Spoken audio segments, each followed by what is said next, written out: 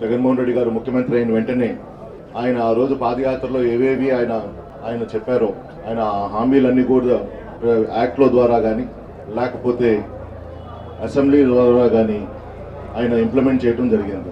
గత ప్రభుత్వం తెలుగుదేశం ప్రభుత్వం కేవలం ఒక ప్రొపగాండాతోనే గత 5 సంవత్సరాలు వాడు కాలం గడుపుకుంటూ వచ్చారు. వాళ్ళన్నీ కూడా చెప్పింది ఒకటైతే చేసింది ఒకటి. వాళ్ళు ప్రతిరోజు కూడా చెప్పింది ఇది మనకి దాదాపు 35 లక్షల కోట్లు దాదాపు మనకి ఇన్వెస్ట్మెంట్స్ వస్తాయని చెప్పడం జరిగింది. ఉద్యోగాలు వచ్చేసరికి 30 లక్షల ఉద్యోగాలు మేము ఇది 5 సంవత్సరాల్లో తీసుకొని వస్తాం. అలాగే ఐటీ రంగంలో కూడా దాదాపు 1 లక్ష పైనే తీసుకొని వస్తామని చెప్పడం జరిగింది. కానీ ఇవన్నీ కూడా ఎందువల్ల జరగలేదని అంటే గత ప్రభుత్వంలో ఉండే పాలసీస్ వైఫల్యం తర్వాత. ఎందుకంటే ఈ ఇండస్ట్రియల్ పాలసీస్ ఏమున్నాయో అలాగే ఐటీ పాలసీస్ ఏమున్నాయో అవన్నీ కూడా చూసుకుంటే ఒకసారి పరిశీలన తీసుకొని వస్తే కేవలం కొంతమందికే అది ఆ పాలసీస్ ఒక విధంగా వేరే వాళ్ళకి వేరే విధంగా ఉండేదలికే ఈ అన్బ్యాలెన్స్ పాలసీస్ ఉండడం వల్ల చాలా కంపెనీస్ ముందు వచ్చి ఇన్వెస్ట్మెంట్ చేసేదానికి ముందుకు రాలేదన్నమాట.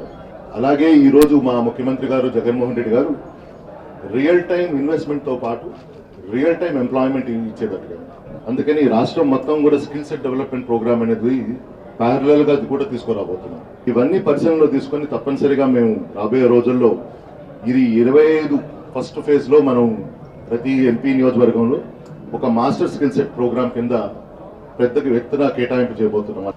అలాగే ఇటు ఐటీ పాలసీకి వచ్చేసరికి వైజాగ్ అనేది తప్పనిసరిగా బ్రాండ్ డెస్టినేషన్గా తీసుకురాబోతున్నాం. రేపు రాబోయే రోజుల్లో బెంగళూరుతో పాటు హైదరాబాద్తో పాటు వైజాగ్ కూడా కాంపిటీషన్ చేసేదానికి అన్ని విధాలుగా, ఎందుకంటే అక్కడ తీసుకురావాలంటే చుట్టుపక్కల మన వసతులు కల్పించాలి, ఇన్ఫ్రాస్ట్రక్చర్ కల్పించాలి. అందుకని రేపు రాబోయే రోజుల్లో వైజాగ్ చెన్నై కారిడోర్లో ఈ ఏడీబీ బ్యాంక్ ద్వారా కానీ అలాగే వరల్డ్ బ్యాంక్ ద్వారా కానీ వచ్చిన ఫైనాన్సింగ్ లోన్స్ ఏవో వచ్చాయో అవన్నీ కూడా ఇండస్ట్రియలైజేషన్ ఇన్ఫ్రాస్ట్రక్చర్ డెవలప్మెంట్ కోసం మేము ఎక్కువ కేటాయింపు చేయబోతున్నాం అనమాట. అలాగే మన జిల్లాలో ముఖ్యమైన చూసింది ఏంటంటే ఎస్పెషలీ మా ఆత్మకూరు నియోజకవర్గం చాలా వెనకబడిన నియోజకవర్గం. దాంట్లో ఇమీడియట్గా మేము 2 విషయాలు అయితే మనం ఆల్రెడీ ప్రభుత్వం దృష్టికి తీసుకురావడం పెట్టడం జరిగింది. ముఖ్యమంత్రి గారితో మేము phase 1 high level canal 1 and high level canal phase 2 extension ఇమీడియట్గా టేకప్ చేయాలని. ఆ మెట్ట ప్రాంతానికి చాలా దగ్గర భూములు ఎక్కువ ఉన్నాయి. రేపు ఉదాహరణకి రేపు మనకి ఈ మన కడప స్టీల్ ఫ్యాక్టరీ కానీ అంటే ఆల్రెడీ మనకి మీ అందరికీ తెలుసు చాలా దగ్గర నెగోసియేషన్స్ కూడా చేస్తూ వస్తున్నాం. చాలా పెద్ద కంపెనీస్తో కూడా మనం మాట్లాడుతూ వస్తున్నాం. ముఖ్యమంత్రి గారు మాకు December 26 లోపల ఆయన శంకుస్థాపన చేయాలనేది మాకు డెడ్లైన్ ఇచ్చారు. తప్పనిసరిగా అది పూర్తి చేస్తాం. మేము కేవలం రియల్ ఎస్టేట్ కోసం పెట్టుకొని రియల్ ఎస్టేట్ వ్యాపారం రియల్ ఎస్టేట్ దందా చేసుకునే వాళ్ళకి మాత్రం తప్పనిసరిగా we are going to take the land back. అది అక్కడ ఈ రోజు ఫర్ ఎగ్జాంపుల్ నాకు తెలిసి ఇప్పుడు మనకు ఉండే శ్రీ సిటీ కానీ మిగతా వ్యవస్థలు అయితే మాత్రం they given us a quality development. అలాంటి వాళ్ళు అయితే మాత్రం we are going to give them encouraging ఇదన్నమాట. కేవలం SEZ పేరు మీద చాలా మంది ల్యాండ్ తీసుకొని ఉన్నారు.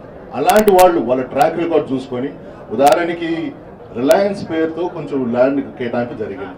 తీరా మేము ఆ ఇన్వెస్టిగేషన్ చేస్తే జనరల్గా మనం ఏమనుకుంటాం, రిలయన్స్ అంటే ముఖేష్ అంబానీయో అనిల్ అంబానీయో అనుకుంటాం.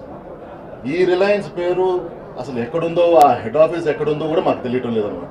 తీరా చూస్తే ఒక స్మాల్ చేంబర్ బాంబే చేంబర్స్లో ఉన్నాయి. మనకి పేరు వరకు చూసేదానికి పెద్ద వ్యవస్థ రిలయన్స్ వచ్చింది అనుకుంటున్నాం. కానీ ఇలాంటి పేర్ల ద్వారా కూడా మనం మోసపోతున్నాం అన్నమాట. It is not original Reliance. They were suppose to give almost 1000 acres but we are taking it back. అంటే దట్ MOU కూడా కాలేదు కానీ క్యాబినెట్ దాకా పోయింది.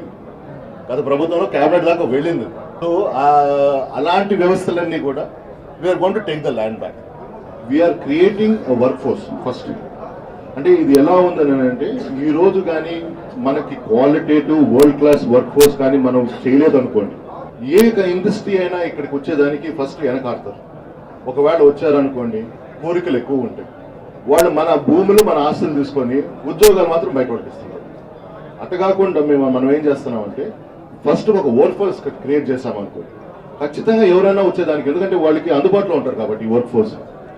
ఎవరైనా ఏ వ్యవస్థ అయినా సరే ఇప్పుడు ఫర్ ఎగ్జాంపుల్ మనం ఐనోర్ స్టీల్ ప్లాంట్ తీసుకుంటాం. స్టీల్ ప్లాంట్ ఎక్కడ పెట్టుకుంటారు? మైన్ పక్కన పెట్టుకుంటారు. ఈరోజు మన మైన్ ఏది? మన హ్యూమన్ రిసోర్సెస్, మన హ్యూమన్ క్యాపిటల్. అలాంటి హ్యూమన్ క్యాపిటల్ పెంచినప్పుడు తప్పనిసరిగా ఏ ఇండస్ట్రీ అయినా వచ్చేదానికి వెనకాడరు అనమాట. So that is the reason మా కెపాసిటీ ఏంటంటే every one after 12th standard should be skill set developed అనేది ఆ ప్రోగ్రామ్ పెట్టుకుంటున్నాం. స్కిల్ సెట్ అనేది మేము ఫస్ట్ ఆఫ్ ఆల్ ఏంటంటే ప్రతి ఒక్కరిని కూడా ఎల్లకాలం వాచ్మెన్ కొడుకు వాచ్మెన్గానే ఉండదు. He has to grow to the next level of engineer కావాలో లేకపోతే టెక్నీషియన్ కావాలనేది కోరుకుంటున్నాం. అదే ఇంజనీర్ అబ్బాయి he should go on to the management రావాలనేది మేము కోరుకుంటున్నాం అన్నమాట.